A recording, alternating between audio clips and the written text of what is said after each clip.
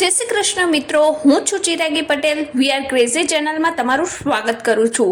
હવે સિઝન શરૂ થઈ ગઈ છે તો હવે ભરપૂર પ્રમાણમાં માર્કેટમાં કાચી કેરી મળે છે અને બધા જ અથાણા અત્યારે બનતા હોય છે આ સિઝનમાં, અને તે આખું વર્ષ સ્ટોર કરી શકાય તે રીતે બનતા હોય છે. તો આજે એ જ કાચી કેરીમાંથી આપણે ના મુરબ્બો બનાવીશું કે ના એનું અથાણું બનાવીશું કે ના કે કટકી, પણ આજે આપણે આ કાચી કેરીમાંથી એનું વઘાર્યું બનાવીશું.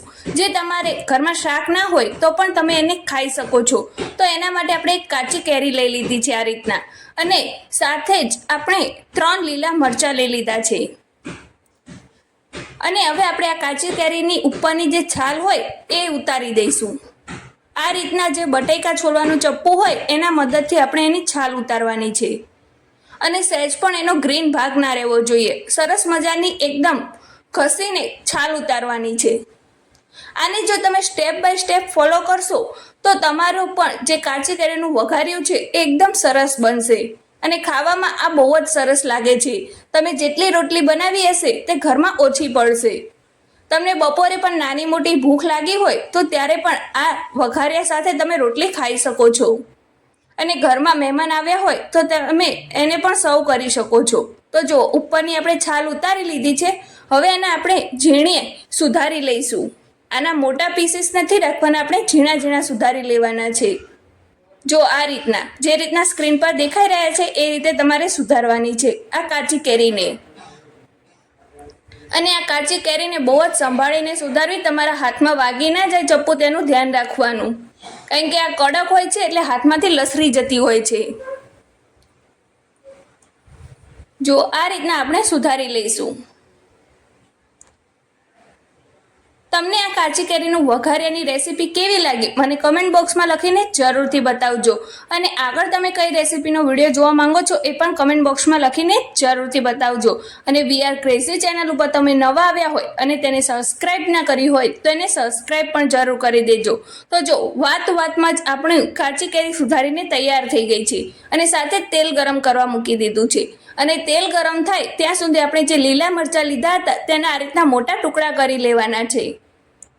તમારે ઝીણા કરવા હોય તો પણ કરી શકો છો, પણ આપણે મોટા જ રાખ્યા છે. કોઈને ખાવા હોય તો તેલ લઈને ખાઈ શકે છે. સાથે જ આપણે તેલ ગરમ કરવા મૂક્યું હતું તે આવી ગયું, એટલે આપણે એમાં વઘાર જીરાનો કરવાનો છે, રાઈનો બિલકુલ નથી કરવાનો. સાથે જ ચપટી હિંગ ઉમેરી છે અને 1 ચમચી જેટલી હળદર પાવડર ઉમેર્યો છે. અને હવે જે આપણે કેરી સુધારીને રાખી હતી તે આમાં ઉમેરી દઈશું બધી.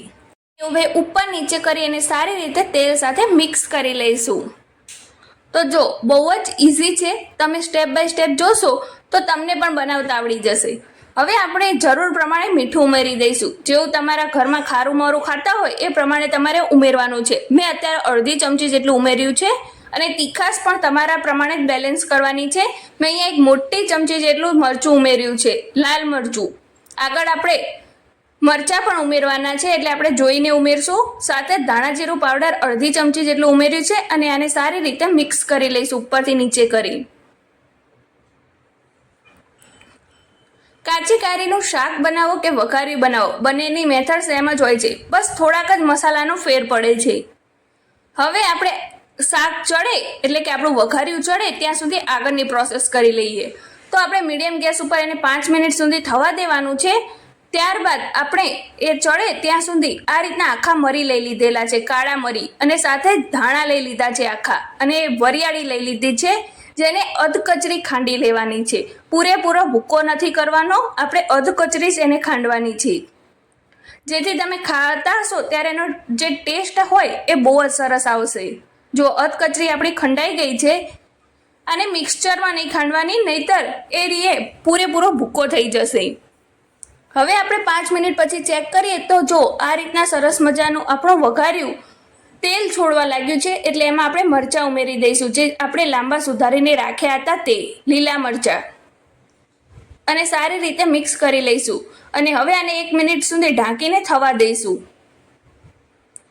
અને 1 મિનિટ પછી થઈ જાય એટલે આપણે ગોળ આમાં ઉમેરી દઈશું.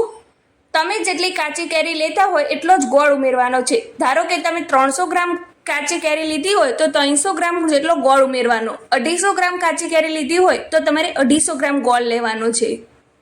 અને પછી તો તમારા ટેસ્ટ ઉપર ડિપેન્ડ કરે છે કે તમને કેવું ગળ્યું કે ખાટું ભાવે છે. પછી આ રીતના થાળીનું ઢાંકણ ઢાંકીને 1 મિનિટ સુધી ગોળને અંદર પીગળવા દેવાનો છે.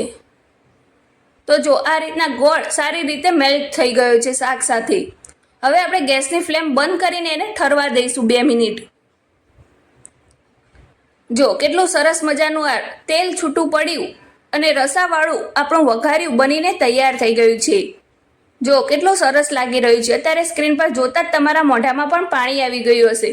હવે લાસ્ટમાં ઠંડુ થઈ જાય પછી આપણે જે અધકચરો મસાલો વાટીને રાખ્યો હતો તે અને સાથે જ બહાર માર્કેટમાં મળતો અથાણાનો સાંભાર મસાલો જે તૈયાર આવે એ ઉમેરી દેવાનો છે અને સારી રીતે મિક્સ કરી લેવાનું છે. અને હવે તમે આને એરટાઇટ બરણીમાં તમે સ્ટોર કરી શકો છો. તમને આ રેસીપીનો વિડીયો પસંદ આવ્યો હોય તો એને એક લાઇક જરૂર કરી દેજો અને તમારા મિત્રો વચ્ચે એને શેર કરવાનું બિલકુલ ના ભૂલતા. તો ચલો મળીએ હવે એક નવા જ વિડીયોના સાથે. ત્યાં સુધી બાય બાય.